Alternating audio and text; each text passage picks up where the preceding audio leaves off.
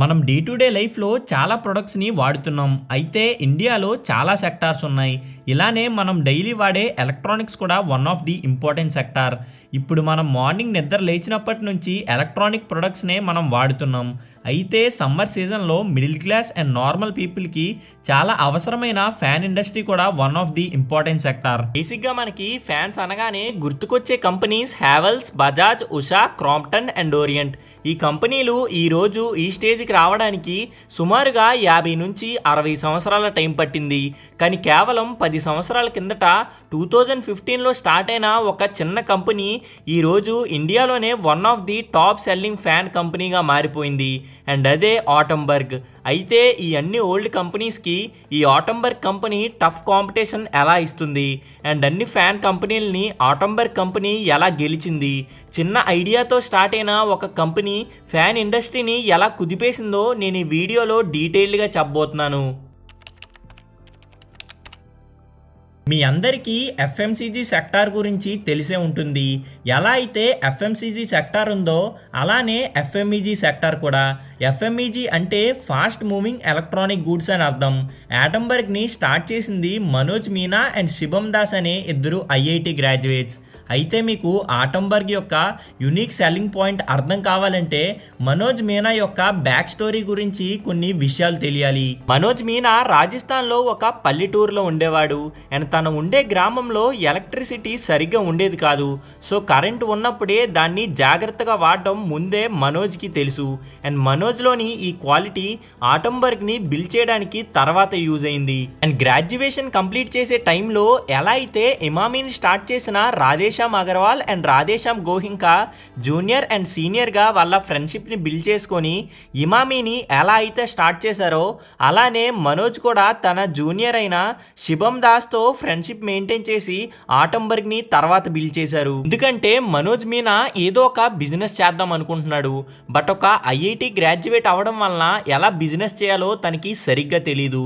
So శివం దాస్ని తను కలిశాడు. Already శివం దాస్ కొన్ని బిజినెస్లు చేసి ఫెయిల్ అయ్యాడు. సో వీళ్ళు ఇద్దరు 2012లో ఏదైనా బిజినెస్ చేద్దాం అనుకున్నారు.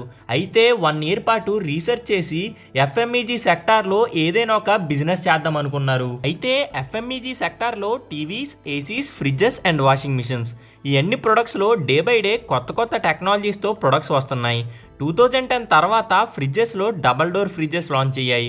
2011లో శాంసంగ్ కంపెనీ ఫస్ట్ టైం ఇండియాలో స్మార్ట్ టీవీని లాంచ్ చేసింది. అన్నిట్లోని ప్రొడక్ట్ ఇన్నోవేషన్ జరుగుతుంది, కానీ ఇండియాలో ప్రతి ఇంట్లో ఉండే ఫ్యాన్స్లో ఏ ఇన్నోవేషన్ జరగడం లేదు. మనోజ్ మీనా అండ్ శివం దాస్ మార్కెట్లో ఈ గ్యాప్ని గమనించారు. సో 2014 ముందు వరకు ఇండియాలో వాడే అన్ని సీలింగ్ ఫ్యాన్స్లో ఇండక్షన్ మోటార్స్ని వాడేవారు. అయితే ఈ ఇండక్షన్ మోటార్స్ నడాలంటే చాలా పవర్ కావాలి. సో ఆటంబర్గ్ ఫ్యాన్స్ని బిఎల్డిసి మోటార్స్తో తయారు చేశారు. బిఎల్డిసి మోటార్స్ ఇండక్షన్ మోటార్స్తో పోలిస్తే 65% తక్కువ ఎలక్ట్రిసిటీతోనే పనిచేస్తాయి. అండ్ ఈ బిఎల్డిసి మోటార్స్తో తయారు చేసిన ప్రొడక్ట్స్ చాలా తక్కువ హీట్ని ప్రొడ్యూస్ చేస్తాయి. అని ఇప్పుడు మీకు ఒక డౌట్ వస్తుంది, ఎందుకని అన్ని కంపెనీస్ ఇండక్షన్ మోటార్స్ని వాడుతున్నాయి, ఆటంబర్గ్లా బిఎల్డిసి మోటార్స్నే వాడచ్చు కదా అనే డౌట్ మీకు వస్తుంది. బిఎల్డిసి మోటార్స్ చాలా కాస్ట్లీ. ఎలానో ఒక ఫ్యాన్ యొక్క లైఫ్ స్పాన్ అనేది 15 ఇయర్స్ ఉంటుంది. సో ఇండక్షన్ మోటార్స్ తక్కువ రేట్కి మిగతా కంపెనీస్ ఇస్తున్నాయి. And Orient, Bajaj, Havells and Crompton ఈ ఎన్ని companies below middle class segment కస్టమర్స్ని టార్గెట్ చేసి వాళ్ళ ఫ్యాన్స్ని తయారు చేసి అమ్ముతున్నాయి. సో బిఎల్డిసి మోటార్స్ని వాడితే మ్యానుఫ్యాక్చరింగ్ కాస్ట్ పెరిగిపోయి ఫ్యాన్ కాస్ట్ అనేది చాలా పెరిగిపోతుంది. సో ఆటంబర్గ్ కంపెనీ ఒక పవర్ ఎఫిషియెంట్ ప్రోడక్ట్ని మార్కెట్లో తీసుకొద్దామని ప్లాన్ చేసింది. సో కాస్ట్ ఎక్కువ అవుతుంది కాబట్టి Atomberg company rich and premium కస్టమర్స్ని టార్గెట్ చేసి ఫ్యాన్స్ అమ్ముతుంది. అండ్ మనం మిగతా ఫ్యాన్స్ని అండ్ ఆటంబర్గ్ కంపెనీ ఫ్యాన్స్ని గమనిస్తే ఆటంబర్గ్ ఫ్యాన్స్ అనేవి చాలా ప్రీమియంగా అండ్ స్మార్ట్గా ఉంటాయి. సో బిఎల్డిసి మోటార్స్తో ఫ్యాన్స్ని అయితే తయారు చేశారు, కానీ ఎలా అమ్మాలో తెలీదు.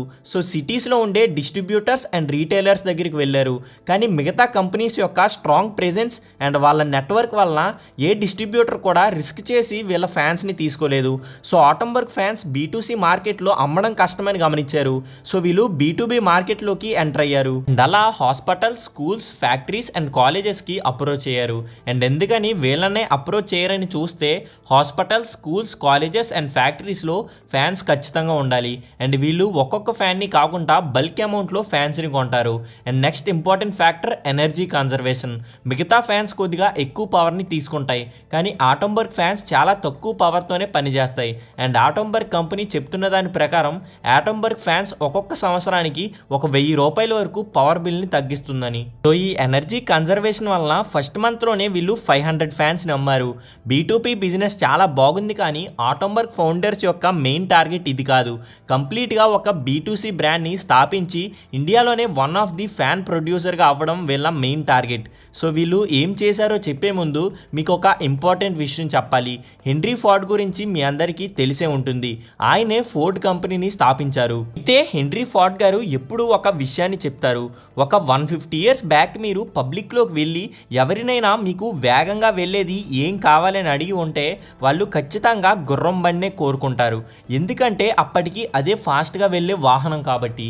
కానీ మన 100 ఇయర్స్ ముందుకు ఆలోచించి ఒక కార్ని ఇంట్రడ్యూస్ చేస్తే అదొక సంచలనాన్ని సృష్టిస్తుంది. అందుకే మనం ఏదైనా మార్కెట్లోకి ఎంటర్ అయ్యేటప్పుడు అందరూ చేసే బిజినెస్ని కాకుండా ప్రెజెంట్ ఉన్న ప్రాసెస్ని సింప్లిఫై చేసో లేదంటే ప్రొడక్ట్ ఇన్నోవేషన్ని చేస్తే అదొక సంచలనాన్ని క్రియేట్ చేస్తుంది. దీనికి best example Steve jobs. IPod, iPhone లాంటి ఇన్నోవేటరీ ప్రొడక్ట్స్ని మార్కెట్లోకి తీసుకొచ్చి టెక్ మార్కెట్ మొత్తాన్ని కుదిపేశాడు. ఇలానే ఆటంబర్గ్ కంపెనీ స్టార్టింగ్లో ఎనర్జీ కన్జర్వేషన్ ఫ్యాన్స్ని తయారు చేసింది. కానీ ఆఫ్లైన్ మార్కెట్లో B2C బిజినెస్ చేయాలంటే ఒక మంచి ప్రొడక్ట్ ఉండాలని స్మార్ట్ ఫ్యాన్స్ని లాంచ్ చేశారు. అండ్ స్మార్ట్ ఫ్యాన్స్లో లుక్స్ అండ్ ఫీచర్స్ ప్రీమియంగా ఉండేలా చూసుకున్నారు. ఇప్పుడు ఇన్నోవేటరీ ప్రొడక్ట్స్ అనేవి ప్రీమియంగానే ఉంటాయి. ఐఫోన్ డిజైన్ అండ్ లుక్ చాలా ప్రీమియంగా ఉంటుంది. అలానే వీళ్ళు కూడా మంచి ఇన్నోవేటరీ ఫీచర్స్ అండ్ మంచి డిజైన్తో స్మార్ట్ ఫ్యాన్స్ని లాంచ్ చేశారు. అండ్ ఆటంబర్గ్ కంపెనీ లాంచ్ చేసిన స్మార్ట్ ఫ్యాన్స్లో చాలా ఫీచర్స్ ఉన్నాయి. Like remote control, voice control and మనం టైమర్స్ని కూడా షెడ్యూల్ చేసుకోవచ్చు. అండ్ మన ఫోన్ నుంచే ఫ్యాన్ని డైరెక్ట్గా కంట్రోల్ చేసుకోవచ్చు. అండ్ సెంటర్లో ఉండే లైట్స్ ఆటంబర్గ్ ఫ్యాన్స్కి మెయిన్ అట్రాక్షన్గా ఉన్నాయి. ఇవే ఆటంబర్గ్ ఫ్యాన్స్కి ప్రీమియం లుక్ని ఇచ్చాయి. అయితే వీళ్ళు ఈ స్మార్ట్ ఫ్యాన్స్ని ఆఫ్లైన్లో అమ్మకుండా ఆన్లైన్లో సేల్ చేయడం స్టార్ట్ చేశారు. ఎందుకంటే బేసిక్గా ఆఫ్లైన్లో ఫ్యాన్స్ని కొనేవాళ్ళు 40+ ఏజ్ ఉన్న వాళ్ళే అయ్యి ఉంటారు. వాళ్ళకి స్మార్ట్ ఫీచర్స్ గురించి అండ్ స్మార్ట్ ఫ్యాన్స్ యొక్క యూసేజ్ గురించి తెలీదు. సో వాళ్ళు ఖచ్చితంగా వాటిని వాడరు. అదే ఆన్లైన్లో ప్రొడక్ట్స్ కొనేవాళ్ళు కొద్దిగా టెక్నాలజీకి ఎడిక్ట్ అయ్యి ఉంటారు. ఒకవేళ వాళ్ళకి ఆటంబర్గ్ ఫ్యాన్స్ యొక్క స్మార్ట్ ఫీచర్స్ కానీ నచ్చితే మళ్ళీ వాళ్ళు ఆటంబర్గ్ ఫ్యాన్స్నే కొంటారు. ఈ స్ట్రాటజీతో ఆన్లైన్లో స్మార్ట్ ఫ్యాన్స్ని అమ్మడం స్టార్ట్ చేశారు. అండ్ ఈ స్ట్రాటజీతో బాగా సక్సెస్ కూడా అయ్యారు. ఎప్పుడైనా మార్కెట్లోకి ఒక కొత్త టెక్నాలజీయో లేదంటే ఒక కొత్త ప్రొడక్ట్ వచ్చి సక్సెస్ అయితే మిగిలిన పెద్ద కంపెనీస్ కూడా అలాంటి ప్రొడక్ట్స్నే లాంచ్ చేస్తాయి. ఇక్కడ కూడా అదే జరిగింది. ఆటంబర్గ్ కంపెనీ ఎప్పుడైతే స్మార్ట్ ఫ్యాన్స్ని తయారు చేసిందో మిగిలిన కంపెనీస్ కూడా స్మార్ట్ ఫ్యాన్స్ని తయారు చేయడం స్టార్ట్ చేశాయి. కానీ ఆటంబర్గ్ కంపెనీ సక్సెస్ అయినంత బాగా మిగిలిన కంపెనీస్ యొక్క స్మార్ట్ ఫ్యాన్స్ సక్సెస్ అవ్వలేదు. ఎందుకంటే అప్పటికే చాలా లేట్ అయిపోయింది. ఆటంబర్గ్ కంపెనీ తన ఫస్ట్ స్మార్ట్ ఫ్యాన్ని 2015లో లాంచ్ చేస్తే ఓరియంట్ కంపెనీ 2019లో అండ్ హావెల్స్ కంపెనీ 2020లో అండ్ బజాజ్ కంపెనీ 2024లో వాళ్ళ ఫస్ట్ స్మార్ట్ ఫ్యాన్ని లాంచ్ చేశాయి. కానీ 4 to 5 ఇయర్స్ అవ్వడం వల్ల మార్కెట్ మొత్తాన్ని ఆటంబర్గ్ కంపెనీ క్యాప్చర్ చేసింది. అండ్ స్టార్టింగ్ ఫస్ట్ మంత్లో 500 ఫ్యాన్స్ని మాత్రమే అమ్మిన ఆటంబర్గ్ కంపెనీ 2022 ఫైనాన్షియల్ ఇయర్ ఎండింగ్కి వచ్చేటప్పటికి 1 ఇయర్కి 4 crore+ ఫ్యాన్స్ని ఆటంబర్గ్ కంపెనీ అమ్మింది. 2016 ఏప్రిల్లో రోజుకి 30 ఫ్యాన్లు అమ్మే ఆటంబర్గ్ కంపెనీ 2022 ఏప్రిల్ వచ్చేటప్పటికి రోజుకి 10,000 ఫ్యాన్స్ని అమ్ముతుంది. అంటే 6 ఇయర్స్లో 100 టైమ్స్ ఆటంబర్గ్ కంపెనీ యొక్క సేల్స్ పెరిగాయి. అయితే ఓన్లీ స్మార్ట్ BLDC ఫ్యాన్స్తోనే ఆపేయకుండా BLDC స్మార్ట్ మిక్సీస్ని అండ్ స్మార్ట్ లాక్ సిస్టమ్స్ని కూడా ఆటంబర్గ్ కంపెనీ తయారు చేసి బిజినెస్ చేస్తుంది. వేళ మిగిలిన పాత కంపెనీస్ కూడా స్టార్టింగ్లోనే ఈ స్మార్ట్ ఫ్యాన్స్ని తీసుకొచ్చి ఉంటే ఆటంబర్గ్ కంపెనీకి టఫ్ సిచ్యువేషన్ ఏర్పడేది. ఇలా ఇన్నోవేషన్తో ఇండియన్ ఫ్యాన్ ఇండస్ట్రీని మొత్తాన్ని ఆటంబర్గ్ కంపెనీ కుదిపేసింది. So hope you like the video and thank you for watching. Stock మార్కెట్‌లో ట్రేడింగ్ కానీ, ఇన్వెస్టింగ్ కానీ చేయాలంటే చాలా నాలెడ్జ్ కావాలి. సో, ఏ నాలెడ్జు లేకుండా డబ్బులు సంపాదించాలంటే దానికి best option copy trading. Copy trading అంటే ప్రొఫెషనల్ ట్రేడర్స్ యొక్క ట్రేడ్స్‌ని మనం సింపుల్‌గా కాపీ చేయడాన్నే కాపీ ట్రేడింగ్ అంటారు. అయితే ఇదేమీ ప్రమోషన్ కాదు. నేను మన తెలుగులో గమనించిన దాని ప్రకారం జస్ట్ ఇన్వెస్ట్ అండ్ రెస్ట్ యొక్క కాపీ ట్రేడింగ్ లింక్ అనేది మంచి ప్రాఫిట్స్‌ని జనరేట్ చేస్తుంది.